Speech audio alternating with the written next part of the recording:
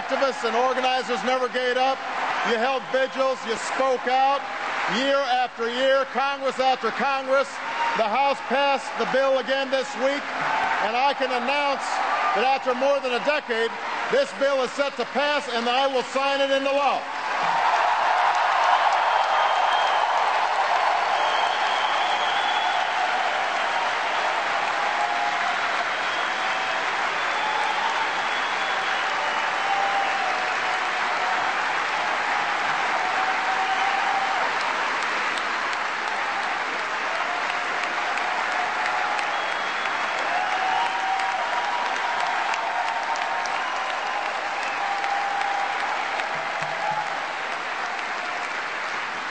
It's a testament.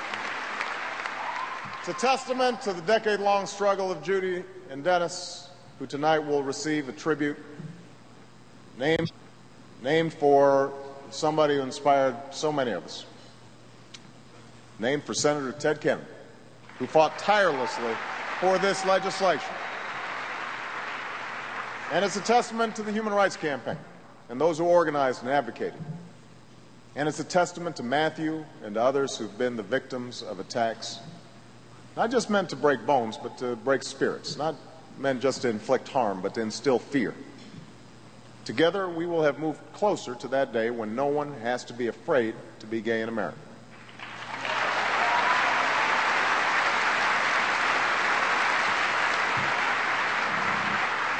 When no one has to fear walking down the street holding the hand of the person they love. But we know there's far more work to do. We're pushing hard to pass an inclusive employee non-discrimination bill.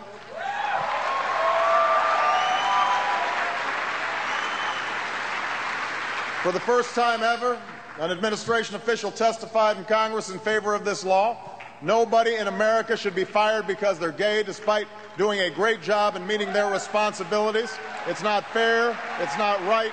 We're going to put a stop to it.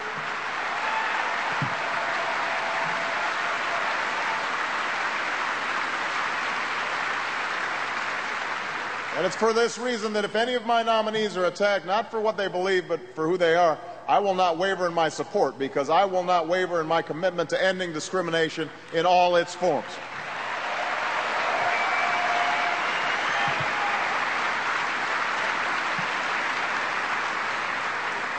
We are reinvigorating our response to HIV/AIDS here at home and around the world. We're working closely with the Congress to renew the Ryan White program, and I look forward to signing it into law in the very near future.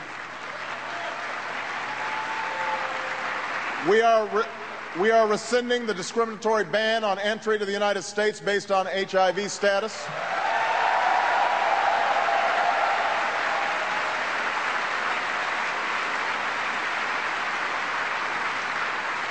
The regulatory process to enact this important change is already underway.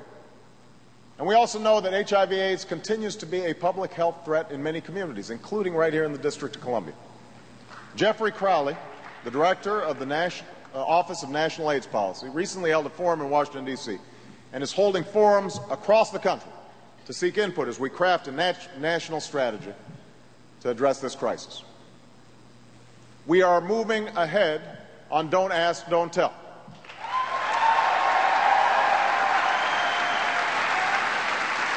We should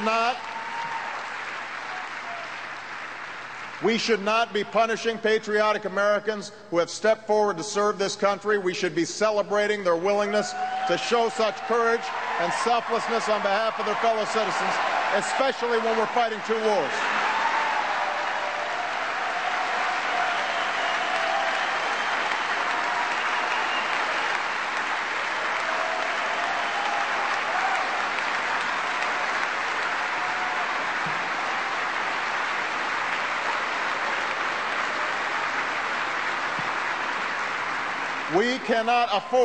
We cannot afford to cut from our ranks people with the critical skills we need to fight, any more than we can afford for our military's integrity to force those willing to do so into careers encumbered and compromised by having to live a lie.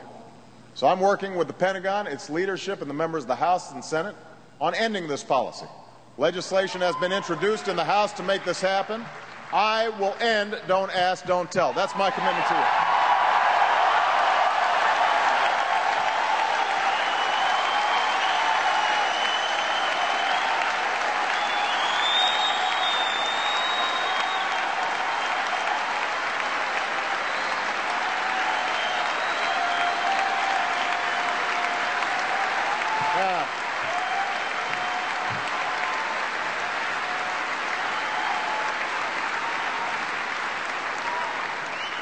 It is no secret that issues of great concern to gays and lesbians are ones that raise a great deal of emotion in this country, and it's no secret that progress has been incredibly difficult. We can see that with the time and dedication it took to pass hate crimes legislation. But these issues also go to the heart of who we are as a people. Are we a nation that can transcend old attitudes and worn divides? Can we embrace our differences and look to the hopes and dreams that we share? Will we uphold the ideals on which this nation was founded, that all of us are equal, that all of us deserve the same opportunity to live our lives freely and pursue our chance at happiness? I believe we can. I believe we will. And that's why I support ensuring that committed gay couples have the same rights and responsibilities afforded to any married couple in this country. I believe strongly in stopping laws designed to take rights away and passing laws that extend equal rights to gay couples. I've required all agencies in the federal government to extend as many federal benefits as possible to LGBT families as the current law allows, and I've called on Congress to repeal the so-called Defense of Marriage Act and to pass the Domestic Partners Benefit and Obligations Act.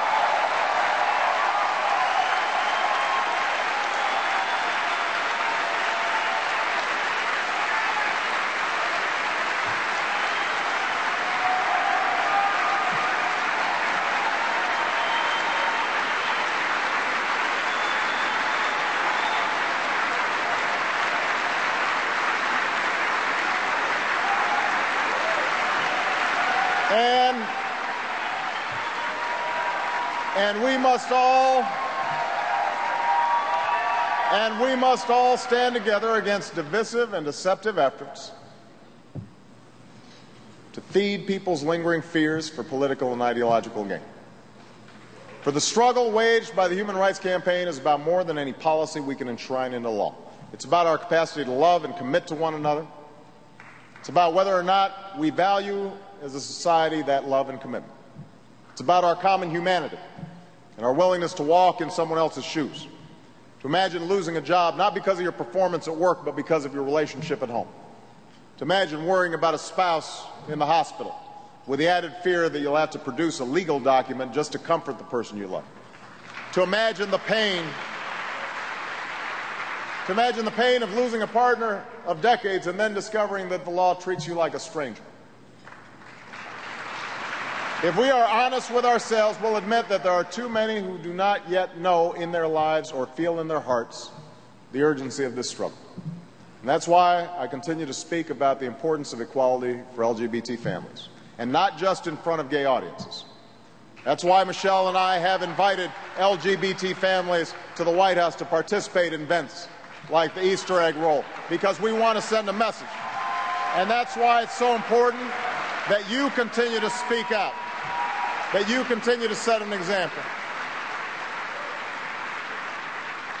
that you continue to pressure leaders, including me, and to make the case all across America. So tonight I'm hopeful, because of the activism I see in this room, because of the compassion I've seen all across America, and because of the progress we have made throughout our history, including the history of the movement for LGBT equality. Soon after the protests at Stonewall 40 years ago, the phone rang in the home of a soft-spoken elementary school teacher named Jean Manford. It was 1 a.m, and it was the police. Now, her son Morty had been at the Stonewall the night of the raids. Ever since, he had felt within him a new sense of purpose. So when the officer told Jean that her son had been arrested, which was happening often gay protesters. She was not entirely caught off guard. And then the officer added one more thing. And you know, he's homosexual.